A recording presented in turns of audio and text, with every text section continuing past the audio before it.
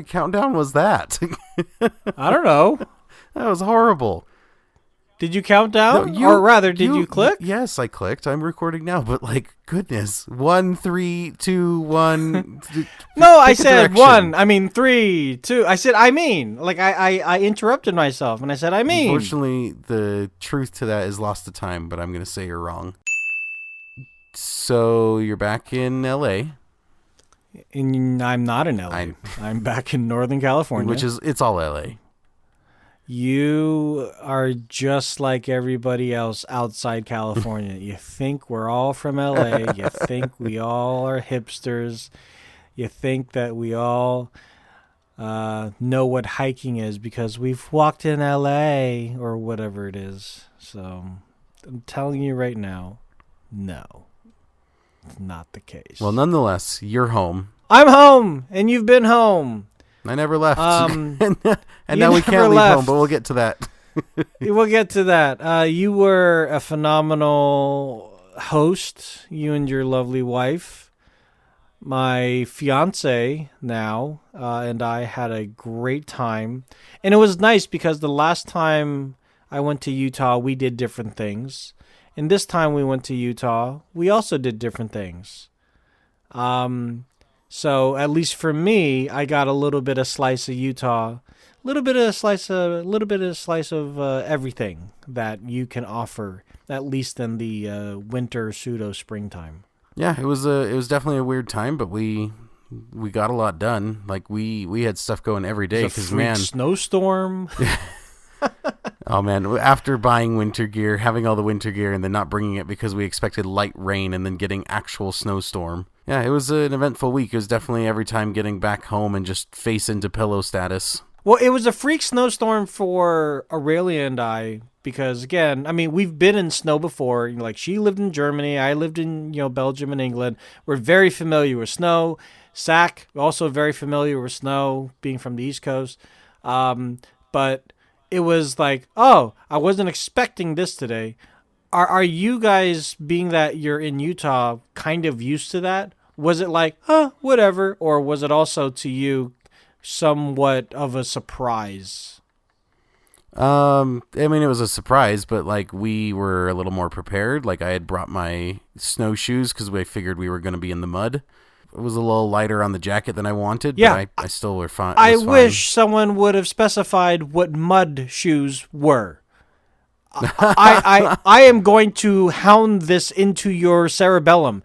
When you talk to people that aren't used to the snow and you use terminology like jacket or coat or mud shoes, you need to be even more specificer, if that's a word that I'm just now creating. You need to specify, hey, when I say coat, I mean you're going to the South Pole kind of coat. When I say mud shoes, I mean we're gonna build a snowman on a hill, that kind of environment, because then I can insert myself into those hypotheticals and say, oh, then these Nike or these Converse canvas shoes obviously won't do, or these mesh running shoes won't do, even though that I don't care about them and they're my gardening shoes or throwaway shoes. No, that's not what you're asking for. You're not asking for gardening throwaway shoes. You're asking for tread. You're asking for warmth. And you did not specify. So for myself and my fiance, I say to thee, how dare you, sir?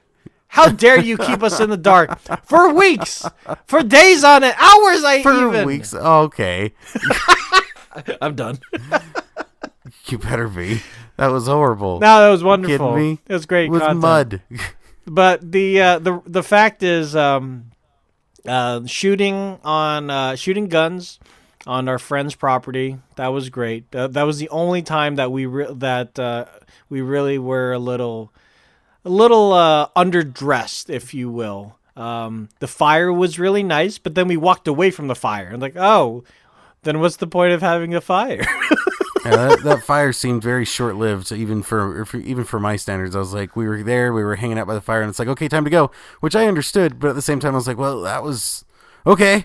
I don't want to tell our friend and his father how to run their land at all. But is it possible to have a fire pit closer to where you are going to be, shooting off? Shooting guns. Because if you think about it, I'm going pew pew pew. Yeah, that was awesome. Okay, now I'm gonna warm my hands up while somebody else takes the pew pew machine. Oh, I can. Wonderful. But in our scenario, I can't because it's on the other side and I need a 4x4 or a side-by-side to get to it.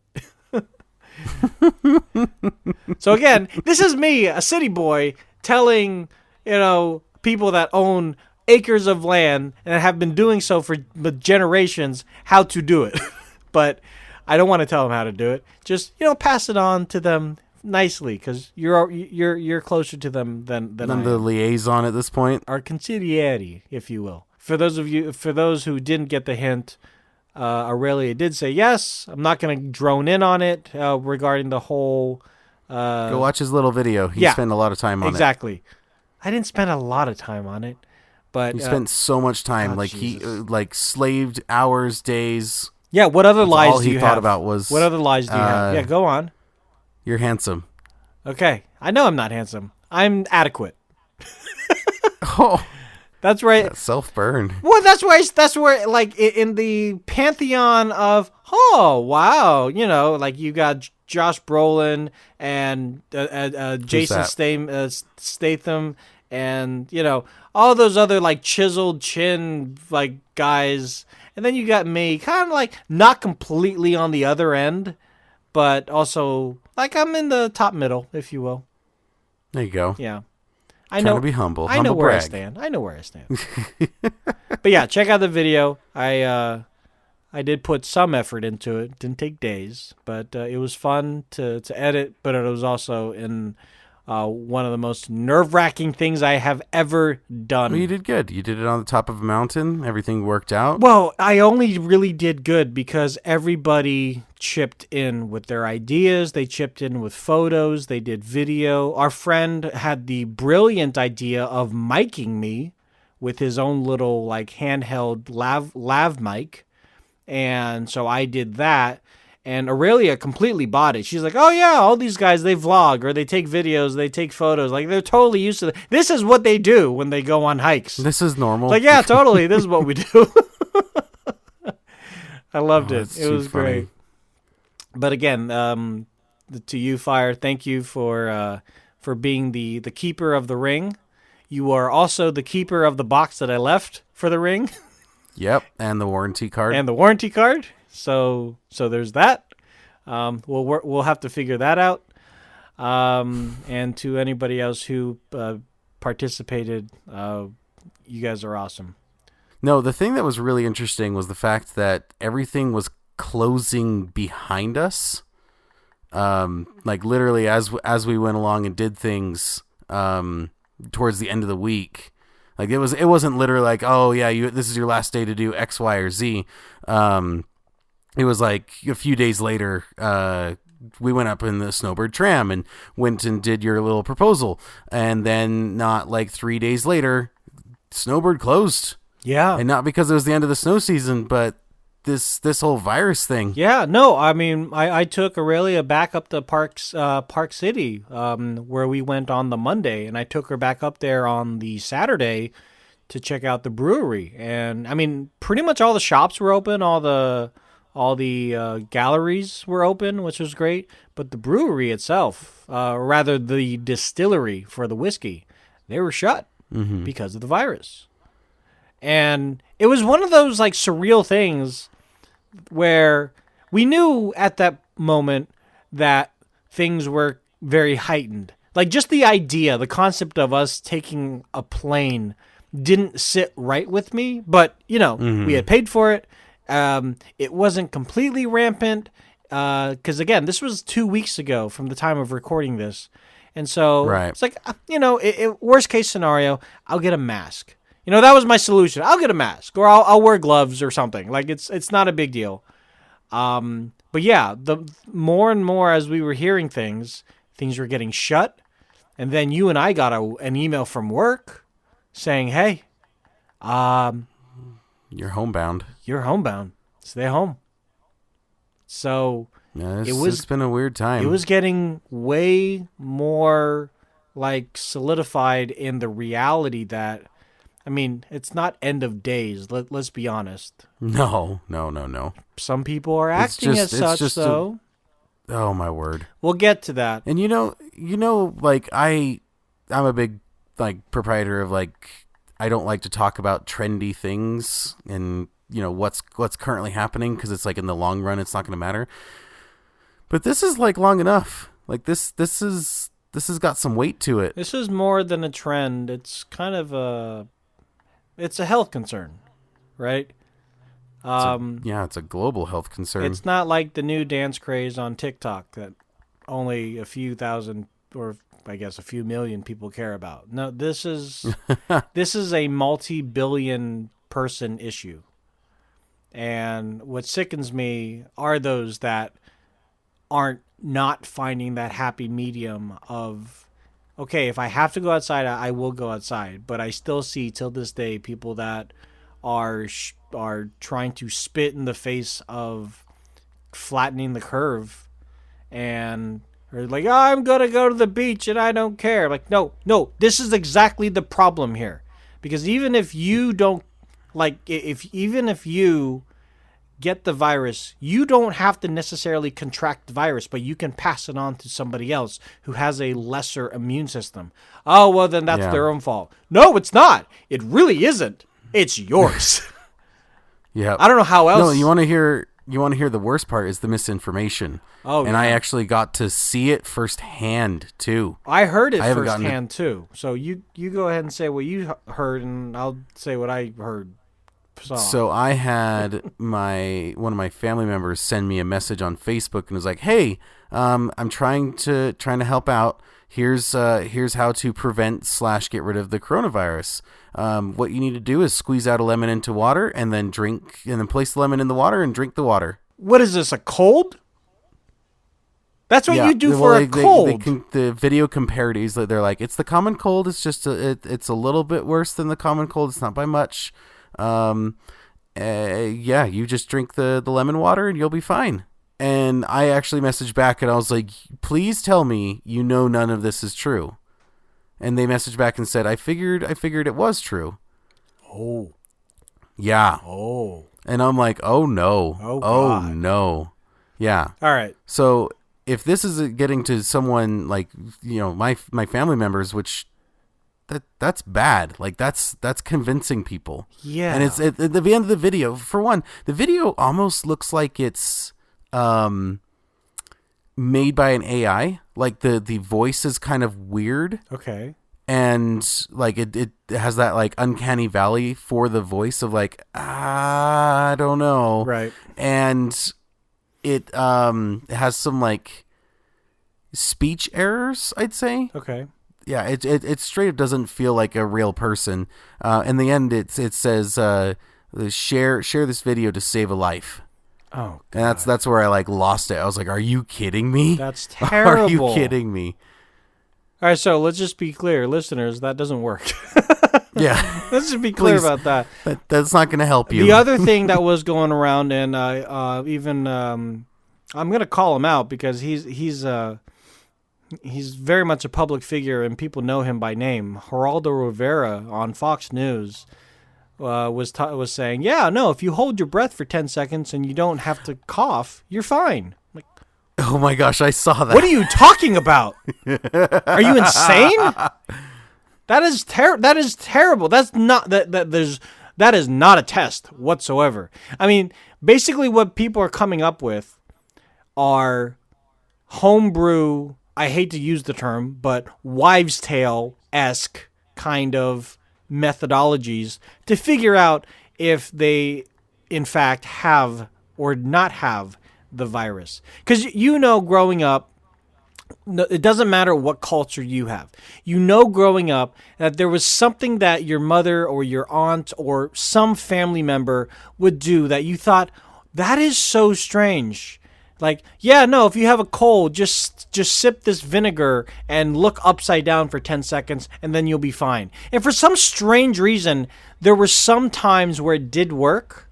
So you were like, I don't believe that this is the case, but I'm better.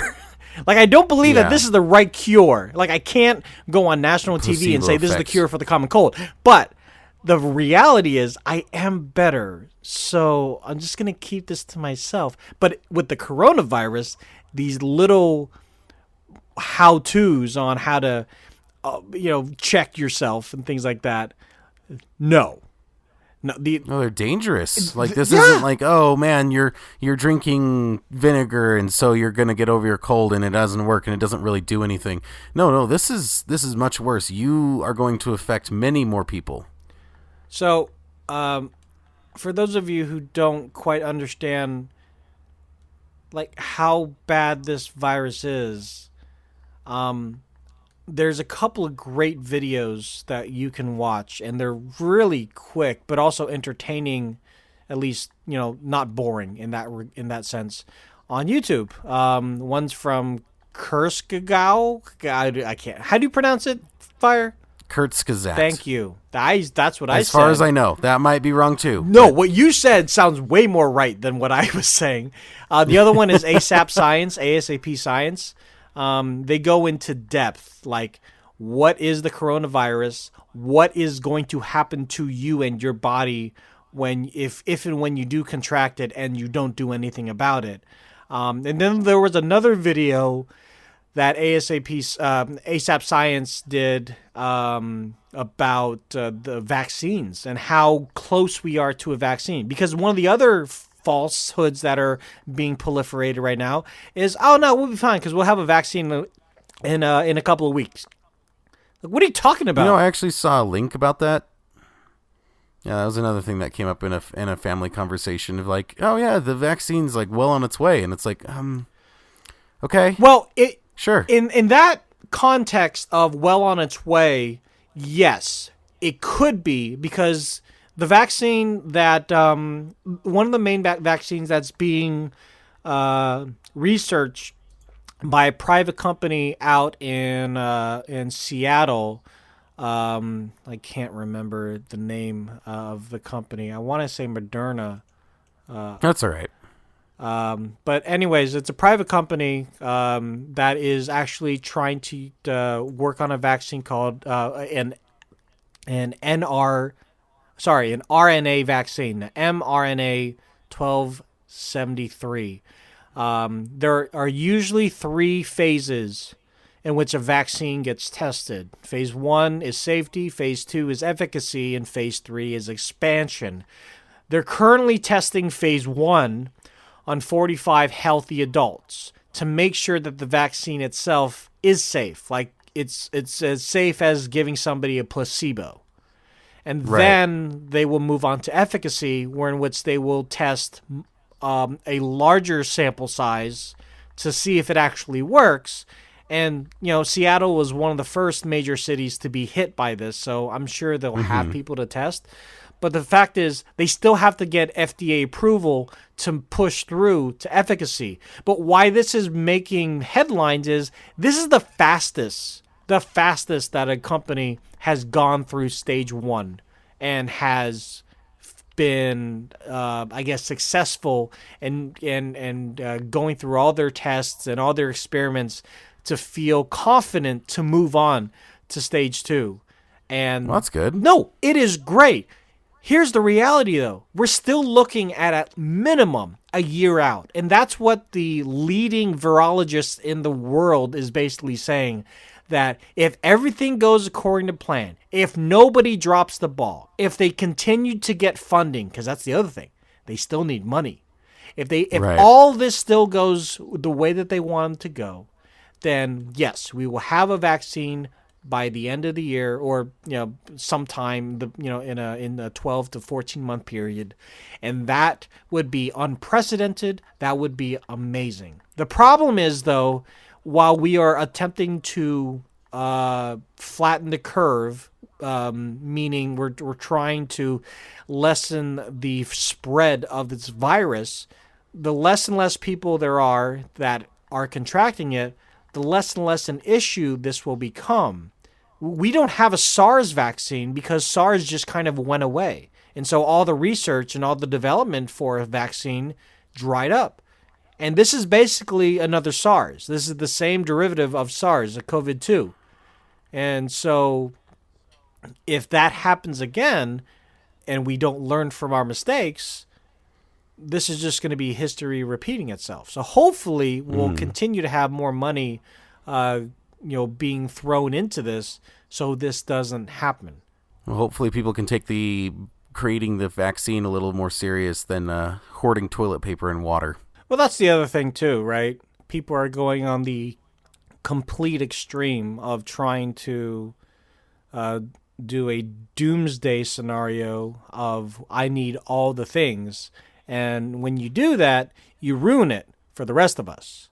Because, sure, it sucks to have to worry if you're going to have enough water, toilet paper, hand sanitizer. But what about your neighbor that you just screwed over because they went to the store, I don't know, half an hour late after you, and there's nothing for them to pick up? I mean, over this weekend, it was my fiance's son's birthday. And, obviously we were going to have a big birthday party for him initially, but we had to cancel it. But we still wanted to make a cake for him. We went to, I want to say, 3 grocery stores to find sugar and flour and butter. And guess what? They're all gone. Now, sure, I can see how a good amount of sacks of flour is going to leave the shelf because people are learning to bake bread at their own home instead of having to leave and do it. I get that. Fine. But it was one of those things where it really hit us like mentally, like, wow, like this is getting insane. Like the grocery stores cannot hold on to anything. Like people are willing to just pick up and buy anything and everything just in case. And that's the other thing that puts us in the downfall. Not everybody can afford to buy all the things. And then unless your neighbor is like literally neighborly and just gives it to you out of the kindness of their own heart, you're going to have to buy it from some random guy with the 6-foot rule of exchanging money and goods.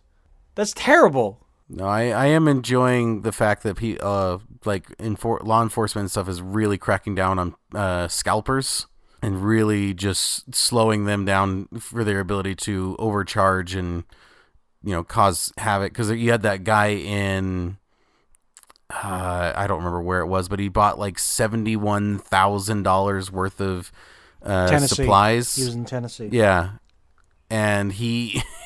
He had to donate it all. Yeah, well, he got a cease and desist order from the company. I think like Johnson and Johnson or Clorox or somebody.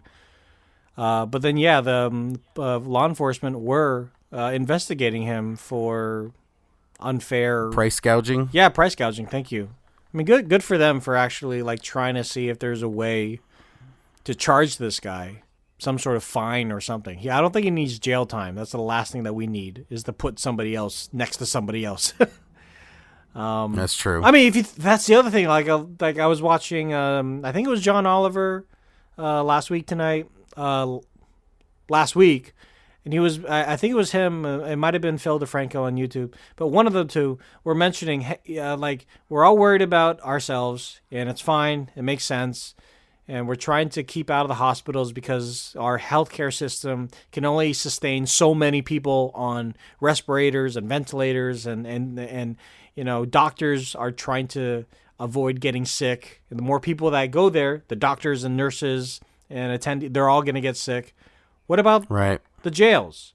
Like, are we okay with all of them getting sick and just like, because no one's doing anything. Like, there's no increased funding going to jails. There's no kumbaya for jails. There's no charity on GoFundMe for jails. And it sucks because I know a few people that are in jail. They made a mistake. It doesn't mean they should die by virus. Right? Right. So, no, yeah, there's a problem there because it's like, yeah, we have got really bad people there, but also we have people there that like maybe they did a mistake and they're actually working on their lives, and they're actually like, you see these people that like completely turn their lives around. It's like, hang on. Right. Right, exactly. And unfortunately this virus, virus doesn't care. It's going to go after whomever and however. And I know at least the jails over here. I mean, in California, everything's shut down. Like you can't even, you Right. can barely walk into a store to get anything. Grocery stores are still open, of course. Unfortunately, fortunately, kind of both on both ends. Restaurants is takeout only. I guess you can still buy stuff at Best Buy, just not large items because it's a curbside pickup. GameStops are all closed. They're completely closed. They're not even curbside. They're okay. I was wondering about that. Yeah, GameStops are all completely closed down. Wow. Yeah, and that's the most important thing is like, just don't freak out. Like, right. We're gonna be okay. It's just go home. The nice thing, simple as that. The nice go thing home. though is, I had to go to Aurelia's mom's house yesterday. On the way to her mom's house, I would say 10 to 15 kids riding their bike or walking their dog on a Sunday. That's around the time that those same kids you would kind of expect to be kept indoors doing like homework for Monday or playing video games, but they were out skateboarding, walking dogs, enjoying the sunlight. Isn't that bad though? Like, are they around each They're other? not or around is each other. This all just They were okay. So they're all just kind of doing their own they're thing. just kind of individually doing their own thing. Of course, families are going to be around each other, so I don't put a lot of like stress on that. I did, however, see a couple of kids. It was a guy and a girl. They're holding hands. They're probably 15, 16 years old. I was driving by them, and I almost rolled my window down and just yelled out, "Social distancing! 6-foot rule! Stop holding hands!" You should have. That would have been amazing for 2 different levels. Yeah. We'll just say I did, and it's still funny in my head. You say you did just to sound cool. Yeah, exactly. I'm a cool crusader, yelling nonsense from my car. Hey, you kids, get off my everything. Everything, yeah, just go away. But I will say, like any other major event, it brings out the worst, but it can also bring out the best in people. And to those who are scared and they're not quite sure what to do, reach out to your friends, reach out to your neighbors.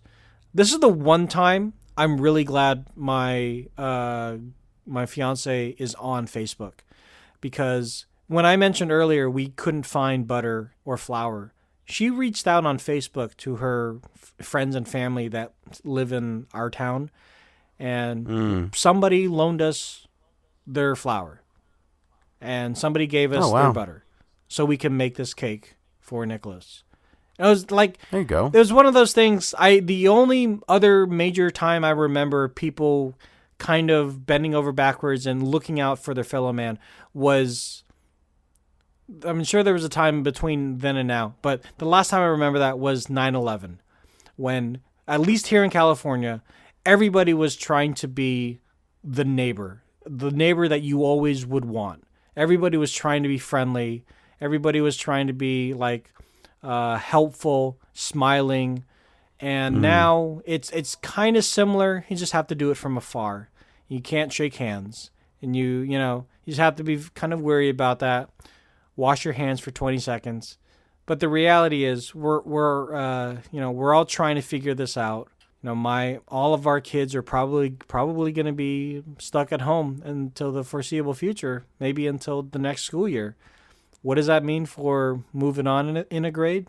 I don't know. But if it keeps them safe and it keeps them healthy, we'll deal with it. Yeah, we have the technology. Yeah. The problem is we have a lot of people that are staying home and are not getting paid. We have the Warriors event center, the Golden State Warriors, the Chase Center, brand new arena for the Golden State Warriors. Those event staff members are not getting paid by whatever event company they work for. So a number of warriors and warrior owners are actually donating their own money to a fund to give to the event staff while they're stuck at home. Because otherwise they wouldn't get paid. But, Right. there's a number of other companies. I think you had mentioned McDonald's at one point that are just they're not paying. Like some people, I get it. If you're small mom and pop, I get it. Fine. But if you're a big major corporation, shame on you. Seriously. Yeah, well, it's also now's your time to shine and be like, look, we take care of our people, make loyal employees. Well, I mean, I hate to throw them under the bus, but it's very interesting that a certain company was staying open all of last week, even though their employees and their board said, you guys should close. You should not be open. You are not an essential business to stay open. They said, no, we're going to stay open. And then on Thursday/Friday, they had major sales on 2 particular items and then shut on Saturday, Sunday. Very interesting. Great for profit, terrible for employees. Good, well done. Good for you. You feel better about yourself? I hope you don't. You're not a dad yet, but I want to ask you, when you were growing up, did your teachers have you prove your work or show your work? Yeah. What about, I'm going to interrupt you, what about when you got into the older grades where you could use a calculator? Did they still want you to prove and show your work? No, I'm going to say no. Okay. I mean, that was the one nice thing about having something like a TI-83. You could plug in a formula, and once that formula is plugged into your calculator, you can just put in the variables, and then it just churns out the answer, and Bob's your uncle. You're good to go. Problem is, I don't feel like you completely, in my opinion, I don't feel like you completely understood what you just did because you just plugged in numbers. But you're using a tool that is made for that sort of thing, and so basically you're just using a tool to make it a much easier and smoother experience to learn math. I get that. That's why we don't use abacuses anymore. I completely get that. Here's the thing.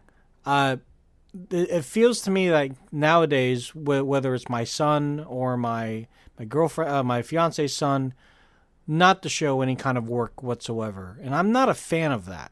I just want to ask you what your thought is on that. I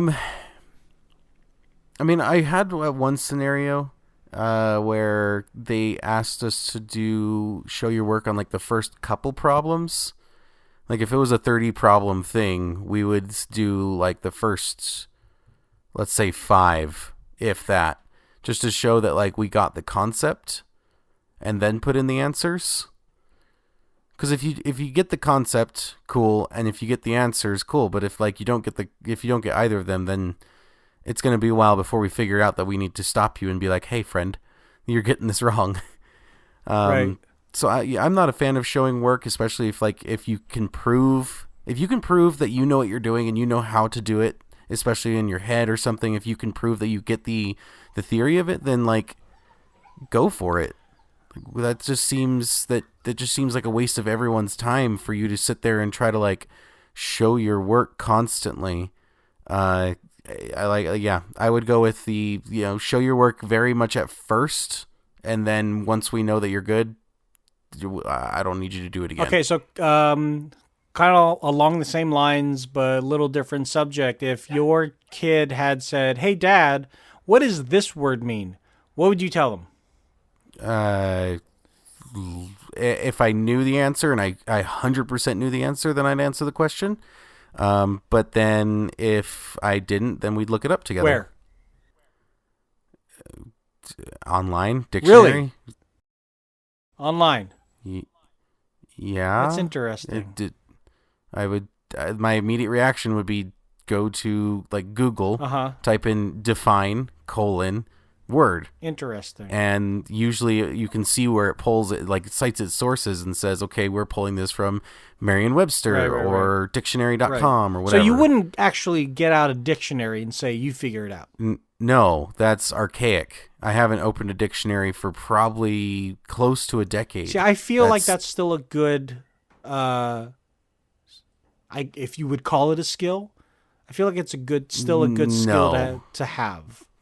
I'm going to disagree with Okay. you there. That the good skill there is you need to go broad strokes. How do you look things up?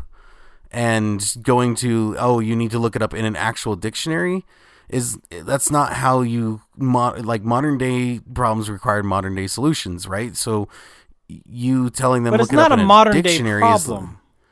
right, but we have modern day technology. You don't need it though. But you do though. Like you should be able to know how to use both, but You mainly should be able use to how to use both. new, Right. right. But if you never need practice, to really use. But you need to really know how to use the new stuff. I mean, like IT work is mainly like knowing how to Google things the best.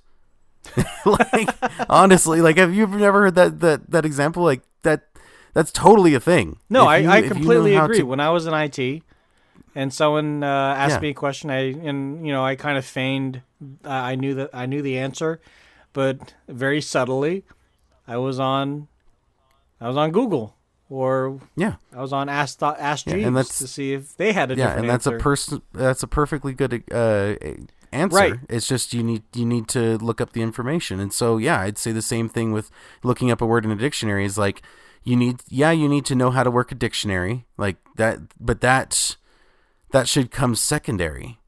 It's you need to know how to really work a search engine. Like how do I pull the answers that I want, especially if it's not as easy as define word, right?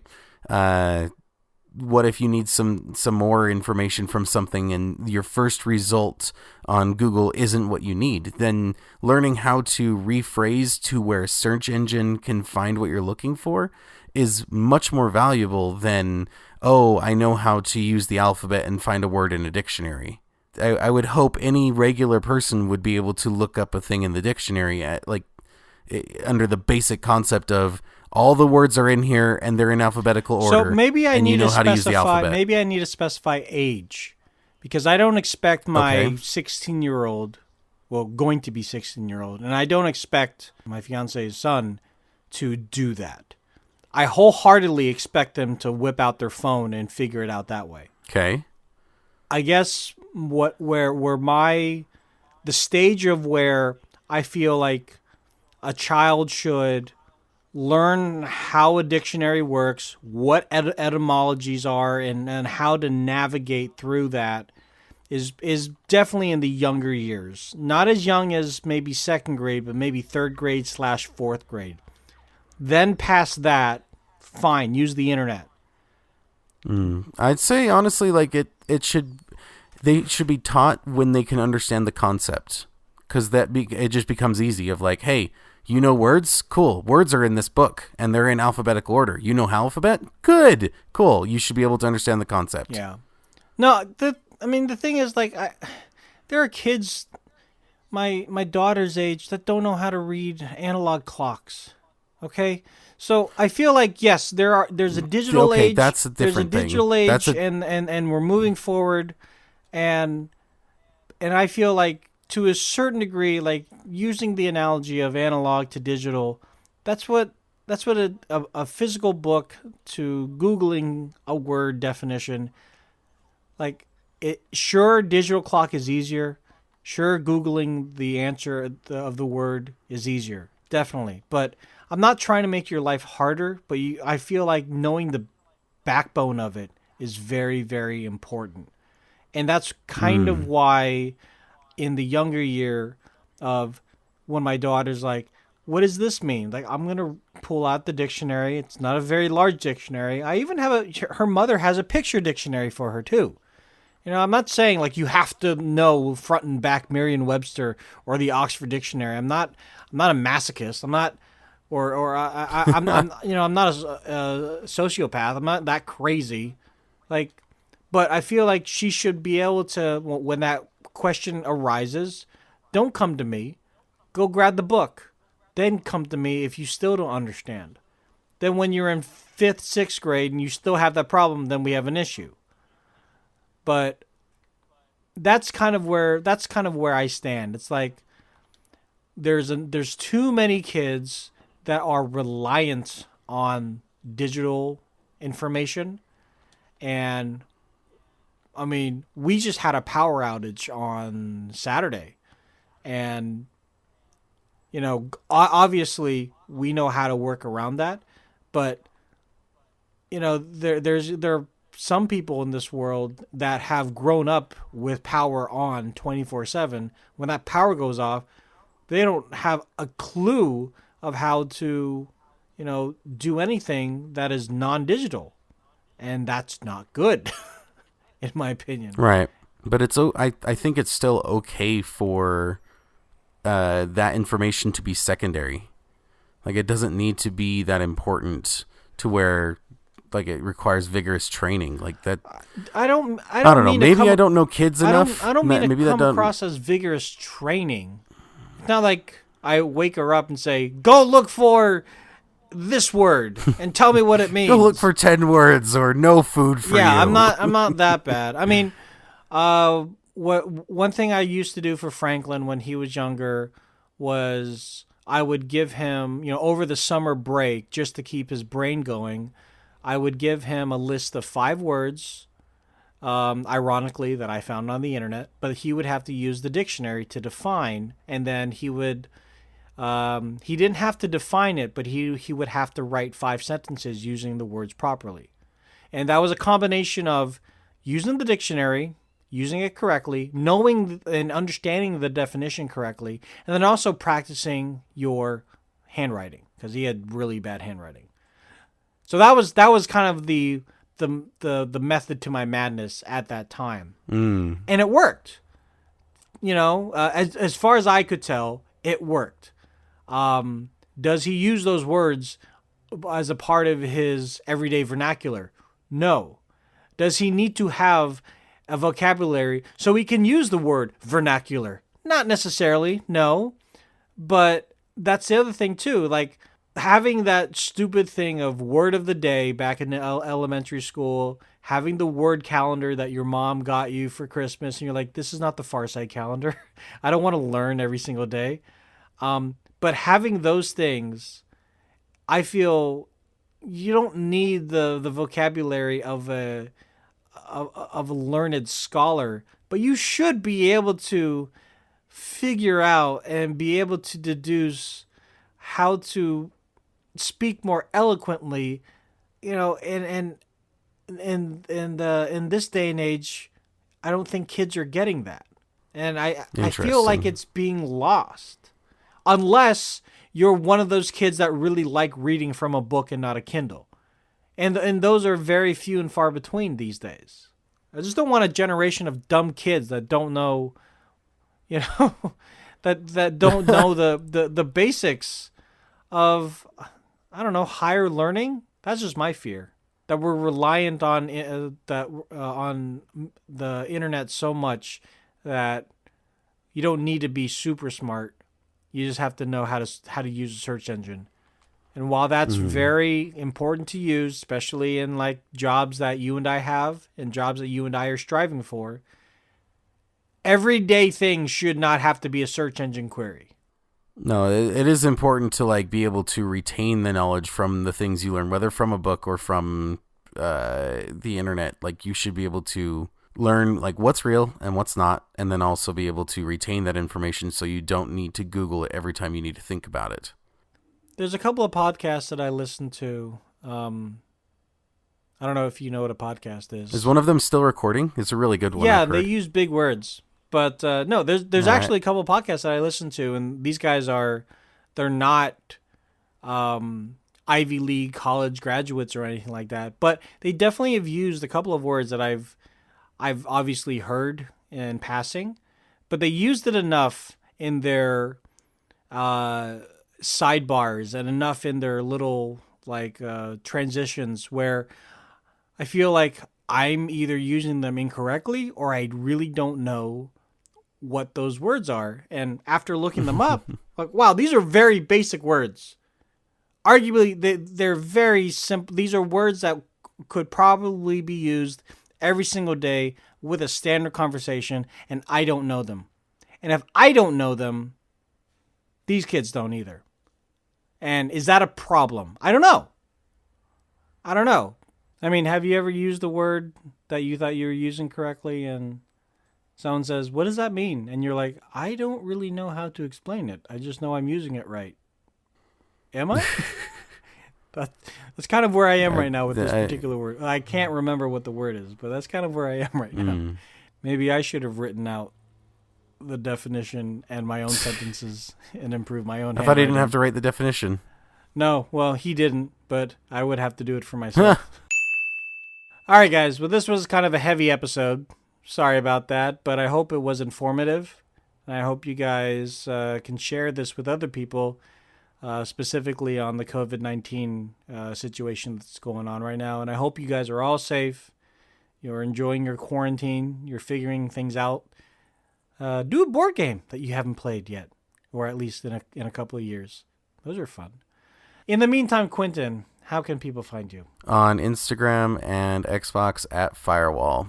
You guys can find me those places under Lazy Tech Tony. I am also going to be throwing this episode up on YouTube. It's going to be under my own personal YouTube channel for right now, but we might branch it off into another channel.